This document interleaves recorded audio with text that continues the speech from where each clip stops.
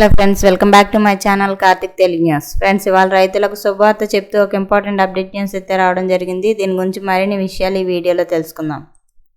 దేశవ్యాప్తంగా లక్షలాది మంది రైతులకు ప్రధానమంత్రి కిసాన్ సమ్మాన్ నిధి యోజన ఒక పెద్ద ఉపశమనంగా ఉంది. ఈ ప్రతిష్టాత్మక కేంద్ర ప్రభుత్వ పథకం ద్వారా ప్రతి సంవత్సరం 6,000 రూపాయలు ఆర్థిక సహాయం నేరుగా రైతుల బ్యాంక్ ఖాతాలకు బదిలీ చేయబడుతుంది. ఇప్పటి వరకు ప్రభుత్వం ఈ పథకం కింద 21 వాయిదాలను విడుదల చేసింది. ప్రతిసారి 2,000 రూపాయలు రైతుల ఖాతాల్లో పంపుతోంది. ప్రస్తుతం దేశవ్యాప్తంగా రైతులు 22వ విడత కోసం ఆసక్తిగా ఎదురు చూస్తున్నారు. అయితే చాలామందిలో ఓ ప్రశ్న తలెత్తుతుంది. కొత్తగా చేరిన రైతులు 22వ విడత నుండి ప్రయోజనం పొందగలరా లేదా అని. మీరు ఒక రైతు అయితే ఏదైనా కారణం చేత ఇంకా ప్రధానమంత్రి కిసాన్ సమ్మాన్ యోజనలో చేరలేకపోతే నిరాశ చెందాల్సిన అవసరం లేదు. మీకు ఇంకా అవకాశం ఉంది. మీరు అర్హత ప్రమాణాలకు అనుగుణంగా ఉంటే మీరు 22వ విడత నుండి ప్రయోజనం పొందవచ్చు. అతి ముఖ్యమైన విషయం ఏంటంటే దరఖాస్తుదారుడు వారి సొంత పేరుతో సాగు భూమిని కలిగి ఉండాలి. ఈ పథకం నుండి ప్రయోజనం పొందాలంటే మీరు ఒక రైతుగా స్పష్టంగా గుర్తించబడడం, మీ పేరు మీద భూమి యాజమాన్య పత్రాలు కలిగి ఉండడం చాలా ముఖ్యం. మీరు ఇప్పుడు దరఖాస్తు చేసుకుని మీ దరఖాస్తు సకాలంలో ధృవీకరించకపోతే ప్రభుత్వం 22వ విడతగా 2,000 రూపాయలు మీ ఖాతాలో జమ అయ్యే అవకాశం ఉండదు.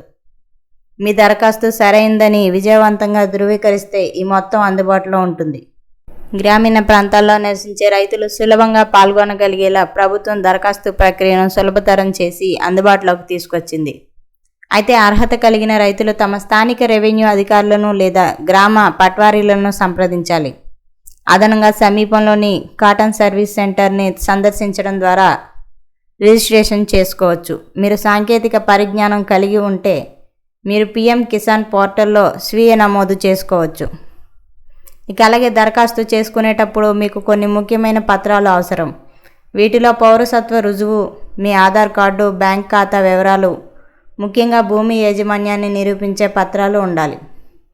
ఈ పత్రాలు లేకుండా దరఖాస్తు ప్రక్రియ పూర్తయినట్లుగా పరిగణించరు.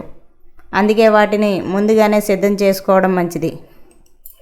మీరు ఇంటి నుండి దరఖాస్తు చేసుకోవాలనుకుంటే ఈ ప్రక్రియ చాలా పారదర్శకంగా ఉంటుంది. ముందుగా మీరు అధికారిక PM కిసాన్ వెబ్సైట్ను సందర్శించాలి.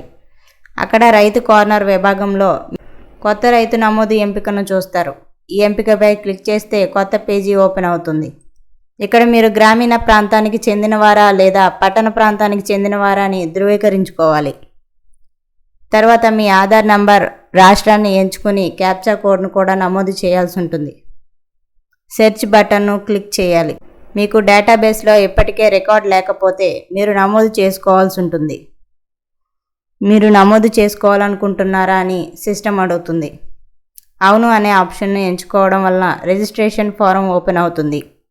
మీ వ్యక్తిగత బ్యాంకింగ్ సమాచారాన్ని సరిగ్గా నమోదు చేసి సేవ్ పై క్లిక్ చేయండి. ఇది మీ దరఖాస్తు ప్రక్రియను పూర్తి చేస్తుంది. మీరు మీ 22వ వాయిదాను స్వీకరించడానికి వరుసలో ఉంటారు. సో ఫ్రెండ్స్, ఇది అప్డేట్ న్యూస్. మరిన్ని అప్డేట్స్ కోసం ఛానల్ సబ్స్క్రైబ్ చేసుకోండి ఫ్రెండ్స్. అలాగే పక్కన ఉన్న బెల్ ఐకాన్ క్లిక్ చేసి వీలైతే ఛానల్కి లైక్ అయితే చేయండి. Thank you friends. Thanks for watching this video.